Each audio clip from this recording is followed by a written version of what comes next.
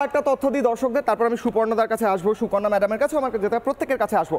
যে তথ্য প্রাথমিকভাবে আমি দেবো এই মুহূর্তে দাঁড়িয়ে, যে কথা আপনি বলছিলেন সেটাই একটু আরও বিশদে দর্শকদের আমি বলবো। যেখানে দাঁড়িয়ে বাংলায় এই মুহূর্তে দাঁড়িয়ে কটা কারখানা চলছে আর কটা কারখানা বন্ধ হয়েছে। এই মুহূর্তে অরিত্র এবং অরুণিমা আমার সঙ্গে রয়েছেন। তাদের কাছে যাওয়ার আগে আমি এই প্লাজমায় একবার গ্রাফিক্যালি প্রেজেন্টেশন দেখাবো যে এই মুহূর্তে রাজ্যে বন্ধ কারখানা 177টি কারখানা বন্ধ হয়ে গিয়েছে। কর্মহীন হয়েছেন কজন? 29, মানে এটা বন্ধ হওয়ার ফলে কর্মহীন হয়েছেন কজন? 29,084 জন শ্রমিক কর্মহীন হয়েছেন। অর্থাৎ এর মধ্যে আপনার যারা দেখছেন তাদের মধ্যে অনেকে থাকতে পারেন। এই কারখানা বন্ধ হয়েছে।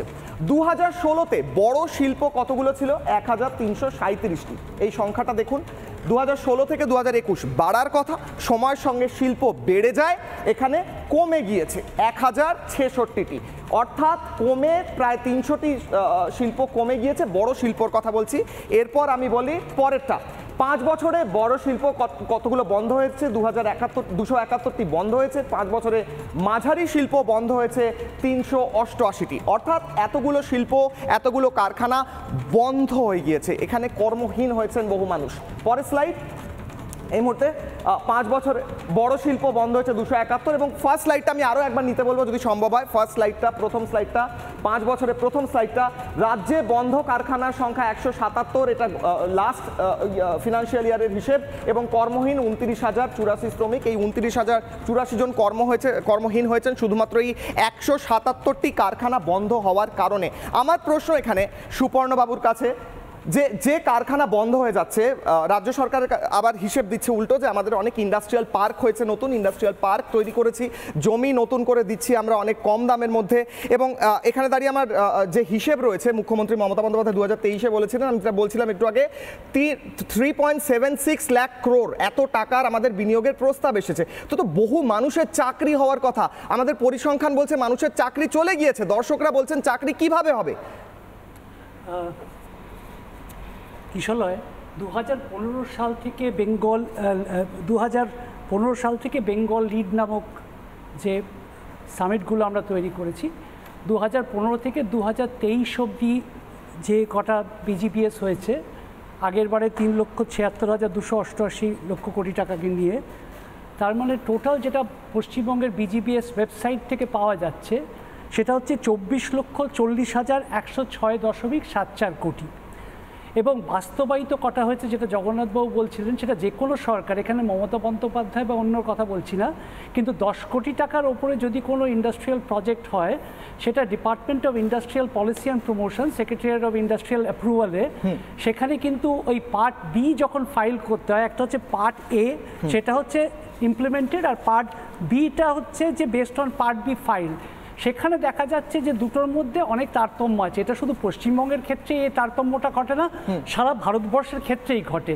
কিন্তু পশ্চিমবঙ্গ ক্ষেত্রে দেখা যাচ্ছে যে আমরা 1920, 1930, 1940-এ যে জায়গায় দাঁড়িয়েছিলাম, আর আজকে যদি 2024-এ যে দাঁড়িয়ে আছি, আমরা কিন্তু সত্যিই নিম্নগামী হয়ে গেছি। এক, দুই হচ্ছে, মানে সহজ ভাষায় 1940 সালে পশ্চিমবঙ্গের ভারতের নিরিখে যে পজিশন ছিল, 1969 অবধি প্রায় থার্ড লার্জেস্ট ইকোনমি ছিল, রাইট? এবং সেখান থেকে আমরা কোথায় গিয়ে দাঁড় করিয়েছি, তার কৃতিত্ব বাম আর তৃণমূল কংগ্রেস বাম আর তৃণমূল ভাগাভাগি করে নিতে পারে, তারা জয়েন্ট 3টে উইনার হতে পারে, তারা নিজেদের মধ্যে এই অ্যালগরিদমটা ঠিক করে নিতে পারে।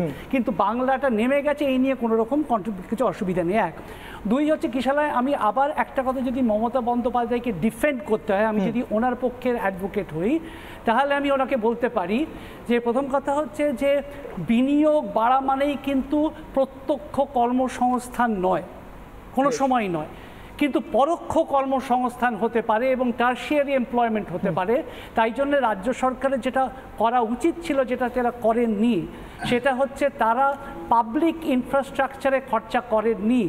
এখানে ম্যাডাম কাঞ্জিলাল বসে আছেন, ভেরি রেসপেক্টেড ইকোনমিস্ট, উনিও আমার সাথে একমত হবেন। আগে একটা প্ল্যান্ড এক্সপেন্ডিচার এবং নন প্ল্যান্ড এক্সপেন্ডিচারের একটা ভাগ করে দেখানো হতো।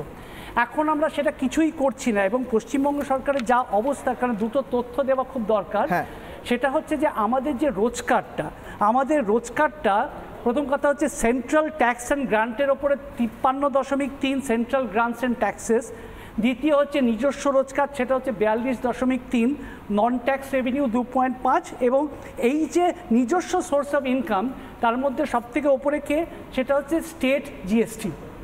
দ্বিতীয় হচ্ছে স্টেট এক্সাইজ, আমি সুরা বলতে চাইছি না, রাইট? সেই জন্য আর কেউ মদ্যপানের বিরুদ্ধে কোনো চিৎকার করবেন না, সকলকে রেসপন্সিবল ড্রিঙ্কিং করতে বলুন। আচ্ছা, কেউ অশান্তি করলেও তাদেরকে কারোর হাতে তুলে দেবেন না, কারণ রাস্তাঘাট এই ওটার ওপরই নির্ভরশীল। তৃতীয় হচ্ছে সেলস ট্যাক্স। চতুর্থ হচ্ছে স্ট্যাম্প অ্যান্ড রেজিস্ট্রেশন ফি। পঞ্চম হচ্ছে taxes and duties on electricity, আর লাস্ট হচ্ছে ট্যাক্সেস অন ভেহিকল। পশ্চিমবঙ্গের মানে এগুলো হচ্ছে রাজ্যে কোথা থেকে টাকা আসছে সেই সোর্স, রোজগারের সোর্স। বুঝলাম, এগুলো প্রত্যক্ষ চাকরির কোনো সোর্স নয়, এটা রাজ্যের কোথা থেকে ইনকাম হচ্ছে। এবং পশ্চিমবঙ্গ এতটাই কপাল ভালো, তারা অন্তত তাদের পুরনো বামফ্রন্টের লোকেদের ধন্যবাদ দিতে পারে। তার কারণ ভাগ্যিস শিল্পায়ন হয়নি বলে আমরা জিএসটিতে রোজগার করতে পারছি। কেন? তার কারণ জিএসটিটা যেহেতু কনজামশন বেসড ট্যাক্স, যেখানে কনজিউমড হয় সেটা হয়। সুতরাং মহারাষ্ট্র, কর্ণাটক, গুজরাট যারা 40% কন্ট্রিবিউট করে টু দি ন্যাশনাল জিএসটি, তারা কিন্তু পশ্চিমবঙ্গের থেকে কম টাকা রোজগার করে। তার কারণ পশ্চিমবঙ্গের কন্ট্রিবিউশন হচ্ছে অনলি 4.4% টু দি